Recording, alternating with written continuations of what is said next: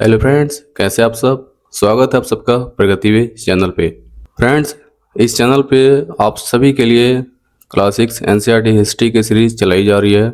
जो लोग भी सीटेट सितंबर 2026 की तैयारी कर रहे हैं या करना चाहते हैं, जिनका भी एसएसटी है, उनके लिए ये सीरीज़ काफ़ी इम्पोर्टेंट है, क्योंकि हम इस सीरीज़ में बहुत ही डिटेल में थ्योरी को देखते हैं। अभी क्लासिक्स एनसीईआरटी हिस्ट्री की सीरीज चलाई जा रही है, जिसमें से हमने 6 चैप्टर को कर लिया हुआ है। आज हमारा 7वां चैप्टर होने वाला है। आज का हमारा चैप्टर होने वाला है राज्य से साम्राज्य तक। आज के चैप्टर में हम पढ़ने वाले हैं मौर्य साम्राज्य का विकास कैसे हुआ, वंश की प्रणाली क्या थी, अशोक कैसे एक अनोखा शासक के रूप में जाने गए, अशोक की धम्म नीति क्या थी, अशोक की कलिंग युद्ध क्या था। इन सारे टॉपिक को हम बहुत ही डिटेल में पढ़ने वाले हैं। अगर इस चैप्टर की हम बात करें तो आप सब प्रीवियस ईयर क्वेश्चंस को उठा करके आप सब देख लीजिएगा। ये चैप्टर बहुत ही इम्पोर्टेंट है, क्योंकि हर साल इस चैप्टर से क्वेश्चंस पूछे जाते हैं। तो ये चैप्टर को आपको बिल्कुल भी मिस नहीं करना है। शुरू से लेकर के लास्ट तक आपको वीडियो में बने रहना है और आसानी से चीज़ों को समझना है। तो चलिए स्टार्ट करते हैं आज का चैप्टर। मौर्य साम्राज्य के बारे में आप सभी ने पढ़ा होगा, कभी न कभी पढ़ा ही होगा। मौर्य साम्राज्य के बारे में आप सबने पढ़ा होगा। लगभग 2300 साल पहले अशोक के दादा चंद्रगुप्त मौर्य ने मौर्य साम्राज्य की स्थापना की। उनकी मदद चाणक्य या कौटिल्य ने की थी। इनके कई विचार हमें अर्थशास्त्र नाम की किताब में मिलती हैं। देखिए, यहाँ पर हम समझ लेते हैं मौर्य साम्राज्य की स्थापना कैसे हुई थी। मौर्य साम्राज्य देखिए भारत का पहला विशाल साम्राज्य था। इसकी स्थापना 322 ईसा पूर्व में चंद्रगुप्त मौर्य ने की थी। चंद्रगुप्त मौर्य के बेटे थे बिंदुसार। बिंदुसार के पुत्र थे अशोक। यहाँ पर बताया गया है अशोक के दादा। उस हिसाब से अशोक के दादा हुए चंद्रगुप्त मौर्य, और चंद्रगुप्त मौर्य ने ही मौर्य साम्राज्य की स्थापना की थी। चंद्रगुप्त मौर्य जो थे मौर्य साम्राज्य की स्थापना की थी, एक विशाल और शक्तिशाली राज्य बनाया था। लेकिन वहीं पर अगर हम इनके बेटे की बात करें बिंदुसार की, तो चंद्रगुप्त मौर्य के पुत्र थे बिंदुसार। उन्होंने साम्राज्य का विस्तार जारी रखा था, यानी कि उसको आगे तक बढ़ाए रखा था। और लास्ट में अगर हम बात करें अशोक की, जो कि चंद्रगुप्त मौर्य के पोते थे और बिंदुसार के पुत्र थे। मौर्य वंश के सबसे प्रसिद्ध शासक में इनका नाम आता है। अभी हम पढ़ेंगे इनके बारे में आगे। बहुत ही रोचक कहानी इनकी रही है। अब एक नज़र देख लेते हैं वंश प्रणाली उस समय क्या थी। जब एक ही परिवार के कई सदस्य एक के बाद एक राजा बनते हैं, तो उन्हें एक ही वंश का कहा जाता है। मौर्य वंश में 3 महत्वपूर्ण राजा हुए, चंद्रगुप्त मौर्य, उनका बेटा बिंदुसार और उनका बेटा अशोक। यहाँ पर आप देख सकते हैं तीनों यहाँ पर दिए हुए हैं। चंद्रगुप्त मौर्य के बेटे थे बिंदुसार और बिंदुसार के बेटे थे अशोक। यानी कि एक प्रकार की वंश प्रणाली उस समय चलती आ रही थी। पिता के बाद पुत्र बनता था राजा और पुत्र के बाद पोता बनता था राजा। यानी कि एक प्रकार की वंश प्रणाली उस समय चलती आ रही थी। अब हम समझते हैं साम्राज्य में पाटलिपुत्र की क्या महत्वपूर्ण भूमिका रही थी। देखिए, मौर्य साम्राज्य की जो राजधानी थी उस समय पाटलिपुत्र को माना गया था, जो कि अभी वर्तमान में पटना के नाम से जानी जाती है। साम्राज्य में पाटलिपुत्र साम्राज्य की राजधानी हुआ करती थी। उज्जैन और तक्षशिला जैसे प्रमुख नगर थे। तक्षशिला उत्तर पश्चिम और मध्य एशिया के लिए आने जाने का मार्ग था, और उत्तरी भारत की दक्षिणी जाने वाले रास्तों में उज्जैन पड़ता था। तक्षशिला जो था उत्तर पश्चिम में मध्य एशिया के लिए आने जाने का मार्ग था। जो भी सामान या वस्तुएं या युद्ध जो भी लड़े जाते थे, ये तक्षशिला जो था उत्तर पश्चिम में आने जाने का एक प्रकार का मार्ग था, एक प्रकार का ये रास्ता था। वहीं अगर हम बात करें उत्तरी भारत में दक्षिण भारत की, तो वहाँ पर एक उज्जैन नगर पड़ता था, जो कि ये भी काफ़ी महत्वपूर्ण था उस समय। नगरों में व्यापारी, सरकारी अधिकारी, शिल्पकार रहा करते थे तथा गांव में किसान और पशुपालक बसे हुए थे। मध्य भारत के जंगलों में रहने वाले लोग फल फूल का संग्रह और जानवरों का शिकार करके जीवन चलाते थे। यहाँ पर आप देख सकते हैं मध्य भारत में जो लोग जंगलों में रहते थे वो लोग फल फूल का संग्रह करते थे और जानवरों का शिकार करके अपने जीवन यापन को चलाते थे। साम्राज्य में अलग अलग इलाकों के लोग भिन्न भिन्न भाषाएं बोलते थे, भिन्न भिन्न प्रकार के भोजन करते थे और भिन्न भिन्न प्रकार की पोशाक भी पहनते थे। साम्राज्य में अलग अलग लोग रहते थे जो कि अलग अलग भाषाएं बोलते थे, अलग अलग प्रकार के भोजन करते थे और अलग अलग प्रकार की पोशाक भी यानी कि कपड़े भी पहनते थे। अब यहाँ पर देख लेते हैं राज्य से साम्राज्य कैसे भिन्न थे उस समय। देखिए हम आपको बहुत ही इजी भाषा में समझाना चाहते हैं राज्य और साम्राज्य में क्या डिफरेंट थे। राज्य जो था उस समय एक सीमित क्षेत्र था, यानी कि सीमित यानी कि छोटा एक राज्य हुआ करता था जिसपे राजा जो भी लोग शासन करते थे वो एक छोटा इकाई मानी जाती थी। वही अगर हम साम्राज्य की बात करें तो साम्राज्य अपने आप में बहुत बड़ा होता था और कई राज्यों को मिला करके एक साम्राज्य को बनाया जाता था। साम्राज्य में बड़ी विशाल सेनाएं होती थी और एक महत्वपूर्ण सम्राट जो होता था उस साम्राज्य पर अपना शासन चलाता था। साम्राज्य राज्यों से बड़े होते हैं और उनकी रक्षा के लिए बड़ी सेनाएं की जरूरत होती है, इसलिए संसाधनों की ज़्यादा जरूरत पड़ती है और बड़ी संख्या में अधिकारियों द्वारा कर इकट्ठा किए जाते हैं। देखिए साम्राज्य की अगर हम बात करें, अभी हमने समझा था कि साम्राज्य बहुत बड़े होते थे, कई राज्यों को मिला करके एक साम्राज्य का गठन किया जाता था। साम्राज्य बड़ा होता था तो इससे आप अंदाजा लगा सकते हैं कि वहाँ पे हर चीज़ों की संख्या वहाँ पर ज़्यादा होती थी। जैसे सेना की संख्या वहाँ पर बहुत ज़्यादा होती थी, संसाधन की ज़्यादा जरूरत पड़ती थी क्योंकि वो बड़े क्षेत्र होते थे। देखिए साम्राज्य की अगर हम बात करें तो साम्राज्य आपने देखा था कि बहुत बड़े होते थे, वो बड़े बड़े भूभाग को मिलाकर बनाए जाते थे और कई सारे राज्यों को मिलाकर के एक साम्राज्य का गठन किया जाता था। और जाहिर सी बात है कि जब साम्राज्य बड़े होंगे तो वहाँ पर संसाधन भी बड़े होंगे क्योंकि वहाँ पर लोग ज़्यादा होंगे, कई राज्यों का एक गठन होता था साम्राज्य, तो वहाँ पर सेना की भी ज़्यादा जरूरत होती थी, इसलिए संसाधन की कमी हो जाती थी। तो राजा ने इस संसाधन की भरपाई के लिए और सेना के खर्चे के कम पड़ जाने के कारण उन्होंने लोगों पर कर लेना स्टार्ट कर दिया, यानी कि लोगों पर कर थोपा गया। और ये कर प्रणाली को हमने पिछले चैप्टर में बहुत ही डिटेल में आपको पढ़ाया है। कर की पूरी व्यवस्था को हम पढ़ाए हैं, जैसे कि कृषि पर कितना कर था, व्यापारी पे कितना कर था, संग्राहक पर कितना कर था, यानी कि कर के हर प्रकार हम देखे हैं। पिछले वीडियो में डिटेल में हमने समझाया है। अगर मैं इस वीडियो में अभी बताऊंगा आपको तो वीडियो काफ़ी ज़्यादा बड़ा हो जाएगा। तो आप सबसे रिक्वेस्ट है कि आप सब पिछली क्लासेस को जाकर के आप सब जरूर देखिए, क्योंकि आपकी थ्योरी बहुत ही इम्पोर्टेंट कराई गई है और बहुत ही डिटेल में बात की गई है। आप सबकी जो कंसेप्ट है बहुत ही अच्छे से क्लियर हो जाएगा। तो आप सबसे रिक्वेस्ट है कि जाकर के आप पिछली क्लासेस की वीडियो जरूर देखिएगा। अब हम देखते हैं साम्राज्य का जो प्रशासन था, यानी कि जो साम्राज्य के जो नियम थे, जो भी साम्राज्य के बनाए गए चलाने के जो भी रूल थे, इसके बारे में हम समझ लेते हैं। मौर्य साम्राज्य के बड़े होने के कारण इसके अलग अलग हिस्सों पर अलग अलग ढंग से शासन किया जाता था। सम्राट का सीधा नियंत्रण पाटलिपुत्र और उसके आसपास के इलाकों पर था। राज्य के अधिकारी इस इलाके के गांवों और शहरों के किसानों, पशुपालकों, शिल्पकारों और व्यापारियों से कर इकट्ठा करते थे। देखिए मौर्य साम्राज्य की अगर बात करें तो इस पे सम्राट का सीधा नियंत्रण होता था, जो कि पाटलिपुत्र को उस समय मौर्य साम्राज्य की राजधानी को बनाई गई थी और पाटलिपुत्र पे सम्राट का सीधा नियंत्रण था और उसके आसपास इलाकों पर भी उनका नियंत्रण होता था।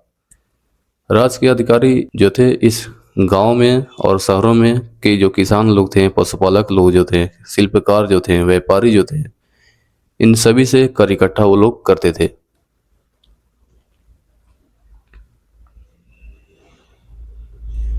अब हम समझ लेते हैं संदेश वाहक उस समय क्या होते थे।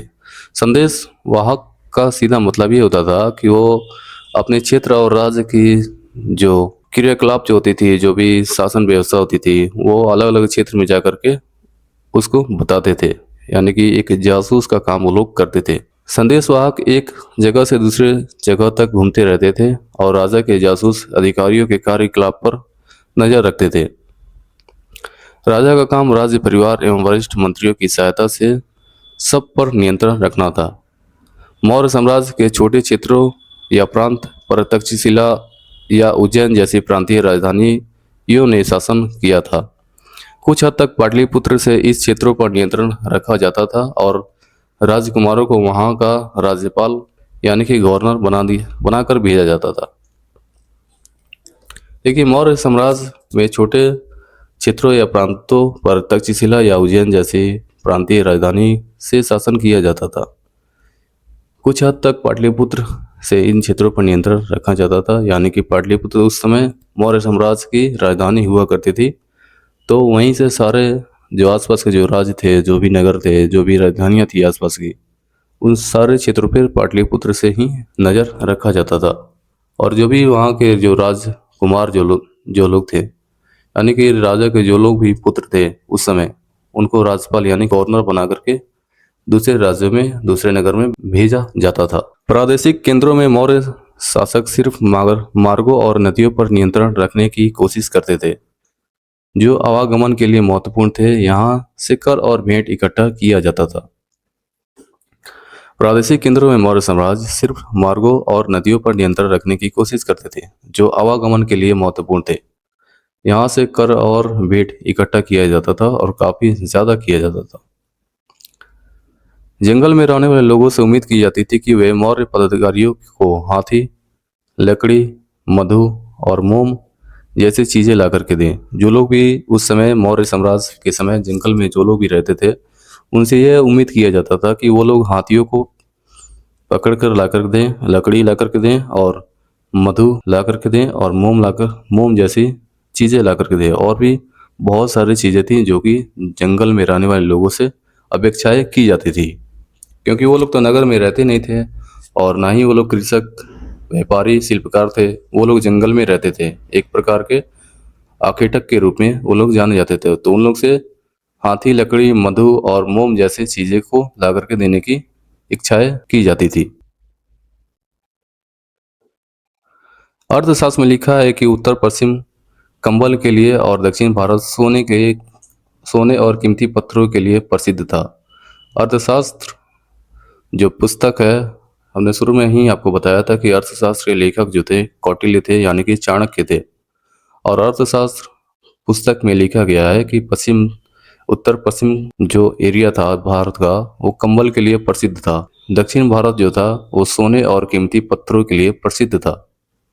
अब यहाँ पर एक बहुत ही इम्पोर्टेंट पॉइंट आता है, नजराना। यानी कि नजराना का अर्थ क्या था, पहले हम समझते हैं नजराना का अर्थ उस समय क्या था। तो देखिए, नजराना एक प्रकार का उपहार था। जैसे इसमें सोना आ गया, चांदी आ गया, या कीमती वस्तुएं आ गई, या अन्य मूल्यवान सामान था। जो छोटे राज्यों के शासक, सामंत या अधिकारी किसी बड़े राजा या सम्राट को सम्मान, निष्ठा, वफादारी या अधीनता के प्रतीक के रूप में देते थे। देखिए, नजराना का सीधा सीधा अर्थ था उस समय कि जो भी छोटे जो राज्य थे वो बड़े राज्य में अपना प्रतिष्ठा बनाए रखने के लिए कुछ कुछ उपहार भेजते थे, यानी कि भेंट के रूप में वो लोग देते थे। इसी को नजराना कहा जाता था। इसकी कोई डिमांड नहीं होती थी और इसका कोई फिक्स नहीं होता था कि हमको इतना चाहिए। वो सिर्फ उन पे डिपेंड करता था, सामने वाले राज्यों पे, कि वो लोग अपनी खुशी से वो लोग कितना देना चाहते हैं बड़े राज्यों को। यही एक प्रकार का नजराना इसको नाम दिया गया था। देखिए, नजराना कर जो था नियमित ढंग से इकट्ठे किए जाते थे, परंतु नजराना अनियमित रूप से जब भी संभव हो इकट्ठा किया जाता था। नजराने विविध पदार्थों के रूप में ऐसे लोगों से लिए जाते थे जो अपनी इच्छा से देते थे, यानी कि इस पे कोई जोर जबरदस्ती नहीं थी, वो लोग अपने इच्छा से देते थे। अब हम समझते हैं मोस्ट इम्पोर्टेंट शासक के बारे में, अशोक के बारे में। अशोक एक अनोखा सम्राट कैसे हुए। मौर्य वंश के सबसे प्रसिद्ध शासक अशोक थे। उन्होंने अभिलेखों द्वारा जनता तक अपने संदेश पहुंचाए। अशोक के अभिलेख प्राकृत भाषा और ब्राह्मी लिपि में हैं। देखिए, मौर्य वंश के जो सबसे प्रसिद्ध राजा की बात करिएगा, शासक की बात करिएगा, तो अशोक का नाम आता है। उन्होंने अभिलेखों द्वारा जनता तक अपने संदेश पहुंचाए थे। अशोक के अभिलेख जो होते थे वो प्राकृत और ब्राह्मी लिपि में होते थे। अब समझते हैं अशोक का कलिंग युद्ध, जो कि बहुत ही इम्पोर्टेंट है। अगर आप लोगों ने अशोक के बारे में पढ़ा होगा तो अशोक के कलिंग युद्ध के बारे में जरूर जानते होंगे या जरूर आप लोगों ने पढ़ा होगा। तो हम इसको समझते हैं बहुत ही डिटेल में। हम समझते हैं कि अशोक का कलिंग युद्ध क्या था। तो देखिए, कलिंग युद्ध जो था अशोक के जीवन का बहुत ही महत्वपूर्ण घटना थी।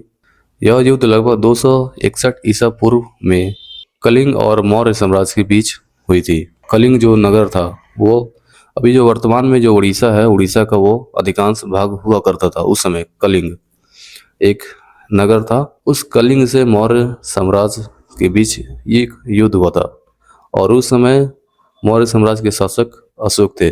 अशोक ने कलिंग जो कि वर्तमान अशोक ने कलिंग, उड़ीसा का प्राचीन नाम था, को जीतने के लिए एक युद्ध लड़ा था। लेकिन युद्ध जनित हिंसा और खून खराबे को देखकर उन्हें युद्ध से घृणा हो गई थी। इस कारण उन्होंने निर्णय लिया कि वे भविष्य में कभी भी युद्ध नहीं करेंगे। देखिए, इस युद्ध में इतने ज़्यादा लोगों की जाने गई थी, इतने ज़्यादा खून खराबे हुए थे कि लास्ट में अशोक को अफसोस होने लगा कि काश ये लोग को मैंने कैसे मार दिया, मैं कैसे इतना निर्दयी हो सकता हूँ, कैसे मैं इतना निर्दलीय हो सकता हूँ। मैं एक शासक हूँ तो इसका मतलब क्या, मैं जनता को इस तरह से मैं नहीं मार सकता। यानी कि लोगों के खून खराबे को देख करके उन्हें बहुत ही ज़्यादा अफसोस होने लगा, अपने आप पे घृणा होने लगा। उन्होंने कहा कि आज के बाद मैं ये कसम खाता हूँ कि इस आज के बाद कभी भी युद्ध नहीं करूँगा। उन्होंने हथियार को डाल दिया और उन्होंने युद्ध से पूरा संन्यास ले लिया, युद्ध को पूरा बाइकाट कर दिया। उन्होंने कहा कि आज से निर्दलियों की कभी भी हत्या नहीं की जाएगी। ये बहुत ही गलत बात है। एक साम्राज्य होने के नाते हमें ये सब शोभा नहीं देता। उन्होंने प्रण लिया कि आज के बाद हम युद्ध कभी नहीं करेंगे। अब समझते हैं अशोक का धम्म जो नीति था, यानी जब उन्होंने युद्ध का त्याग जब किया था तो उन्होंने एक धम्म नीति का निर्माण किया था। अशोक के धम्म में किसी देवता की पूजा और किसी कर्म कांड की जरूरत नहीं थी। वह पिता की तरह अपनी प्रजा को शिक्षा देने की बात करते थे। वे बुद्ध के उपदेशों से भी प्रेरित थे। अशोक के धम्म की जो नीति उन्होंने बनाई थी उसमें किसी देवता की पूजा या किसी कर्म कांड की जरूरत नहीं थी। वो पिता की तरह अपनी प्रजा को शिक्षा देने की बात करते थे। वे बुद्ध के उपदेशों से भी प्रेरित थे। धम्म नीति में उन्होंने ये डिसाइड किया कि अब हमें जनता के लिए जीना है, जनता को बेहतर सलाह देनी है, बेहतर शिक्षा देनी है और जनता को काफ़ी आगे जाकर के ले जानी है। देखिए, अगर हम बात करें युद्ध अशोक की धम्म नीति की, तो धम्म जो था सम्राट अशोक द्वारा अपनाए गए नैतिक आचरण और अच्छे व्यवहार के नियमों का समूह था। यह किसी एक धर्म जैसे बौद्ध, जैन या हिंदू का नाम नहीं था, बल्कि ऐसा मार्ग था जो सभी लोगों को अच्छा जीवन जीने की शिक्षा देता था। साम्राज्य में रहने वाले अलग अलग धर्मों के लोगों के बीच टकराव होते थे, जानवरों की बलि चढ़ाई जाती थी, दासों और नौकरों के साथ बुरा व्यवहार किया जाता था, परिवार और पड़ोसियों में भी झगड़े होते रहते थे। यानी कि ये सारी जो चीज़ें थी अशोक के धम्म से पहले ये सब हुआ करती थी साम्राज्य में, यानी कि राज्य में। अब इन सारी समस्याओं को से निदान पाने के लिए अशोक ने एक धम्म नीति का गठन किया था। अशोक ने इन सारी समस्याओं पे मुक्ति पाने के लिए अशोक ने धम्म महामात की नियुक्ति की थी। ऐसे लोगों की नियुक्ति की थी जो लोग जगह जगह जाकर के आसपास के नगर या क्षेत्र में जाकर के धम्म की शिक्षा देते थे। अशोक ने अपने संदेश कई स्थानों पर शिलालेख और स्तंभों पर खुदवा दिए। अधिकारियों का यह काम संदेश को अनपढ़ लोगों को पढ़कर सुनाना था। अशोक ने सीरिया, मिस्र, ग्रीस तक धम्म के विचारों को प्रसार करने के लिए अपने दूत भेजे थे। अपने पुत्र महेंद्र और पुत्री संघमित्रा को इसी कार्य हेतु उसने श्रीलंका भेजा था। देखिए, अशोक की धम्म नीति की अगर बात की जाए तो अशोक ने कई संदेश और कई स्थानों पर शिलालेख के माध्यम से लोगों को जागरूक करने का काम किया था। कई स्तंभ खुदवाए थे। अधिकारियों का काम था संदेश को अनपढ़ लोगों को पढ़कर सुनाना था। जो लोग भी उस राज्य में शिक्षित जो लोग नहीं थे उनको पढ़ करके सुनाना होता था। उनकी जो भी नीति बनाई गई थी, धम्म नीति। अशोक ने सीरिया, मिस्र, ग्रीस जैसे क्षेत्रों में भी अपने धम्म के विचारों को प्रसार करने के लिए अपने दूत भेजे थे। अपने पुत्र महेंद्र और पुत्री संघमित्रा को इसी कार्य के लिए उन्होंने श्रीलंका भी भेजा था, धम्म नीति की प्रचार के लिए, यानी कि धम्म नीति की शिक्षा के लिए।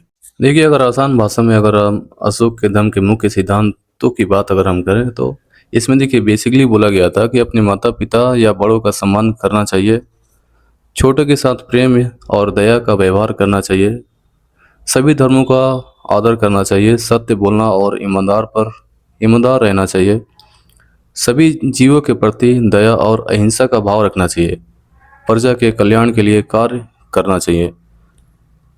यानी कि एक तरह की ये शिक्षा ऐसी थी धम्म नीति में जो बनाई गई थी, सभी लोगों को पालन करना था।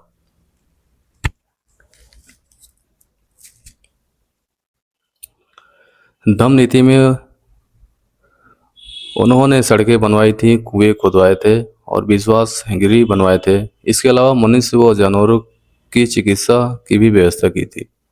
एक प्रकार से अगर अशोक की बात की जाए तो उन्होंने अब पूरा जीवन प्रजा को समर्पित कर दिया था कि अब प्रजा के लिए ही जीना है और प्रजा को ही बेहतर शिक्षा देनी है और बेहतर उनका उत्थान करना है।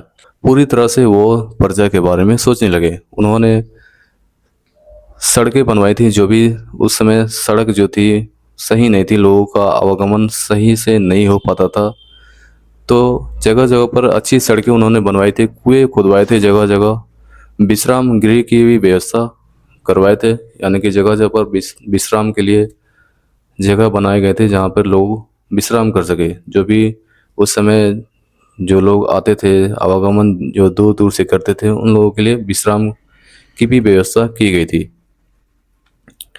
इसके अलावा मनुष्य व जानवरों की चिकित्सा की भी व्यवस्था की गई थी, यानी कि जगह जगह पर चिकित्सा की भी व्यवस्था की गई थी कि जानवरों और मनुष्य को इलाज सही से किया जा सके। ये चैप्टर बहुत ही इम्पोर्टेंट है। अगर आप प्रीवियस ईयर क्वेश्चंस को आप उठा कर देखेंगे तो इस चैप्टर से हर साल क्वेश्चंस पूछे जाते हैं।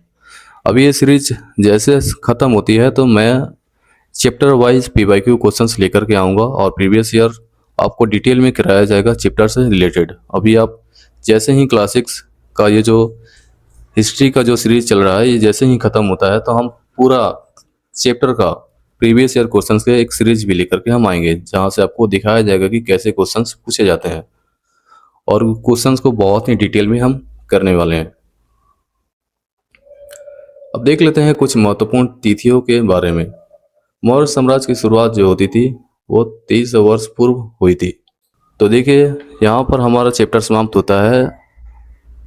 आप सबसे रिक्वेस्ट है कि आप सब पिछले जो 6 चैप्टर हमने पढ़ाए हैं उसको जाकर के आप सब जरूर देखिएगा। आपका जो कंसेप्ट है और भी क्लियर होगा और अच्छे से आपको समझ में आएगी।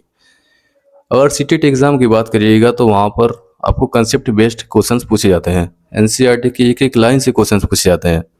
अगर आप सब ध्यान से थ्योरी को कंप्लीट नहीं पढ़िएगा, थ्योरी को अच्छे से नहीं देखिएगा तो वहाँ पर आप क्वेश्चंस नहीं अटेम्प्ट कर पाइएगा, क्योंकि क्वेश्चंस इतने ज़्यादा लेंदी होते हैं, इतने ज़्यादा डिटेल में पूछे जाते हैं कि आपको थ्योरी अच्छे से पढ़नी और समझनी होती है। और आप सबको वीडियो अच्छा लगता है तो प्लीज़ एक लाइक ज़रूर कर दीजिएगा, और जिससे कि हमारा मोटिवेशन भी बढ़ता रहेगा और इस सीरीज़ को हम कंटिन्यू स्टार्ट कर पाए। और आज की क्लासेस कैसी लगी आपको कमेंट में अपना ओपिनियन ज़रूर दीजिएगा। मिलते हैं नेक्स्ट वीडियो में, तब तक के लिए धन्यवाद।